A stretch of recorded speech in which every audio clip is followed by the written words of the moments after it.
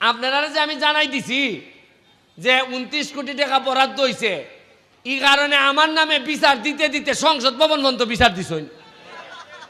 ওই করিমগঞ্জ তারাইলের একলা এমপি আছে, তার নাম বিরোধী দল বেটা করে সুন্নু ভাই।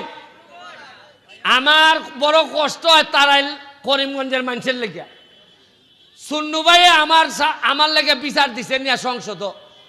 কইতাছে মাননীয় স্পিকার, এই যে একটা লোক সব হিসাব দিলায় আমরা ইজ্জত থাকে না।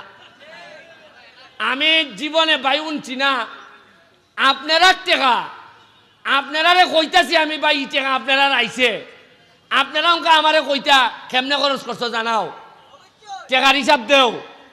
আমি এই কথা কইছিলাম দেখিয়া আমার নামে বিচার মহান সংসদ। আর আমি এর বেটারের জিগাই তুমি বিরোধী দল, তুমি সরকারের বিরোধিতা করতে, তুমি আমার বিরোধিতা করো কিতা?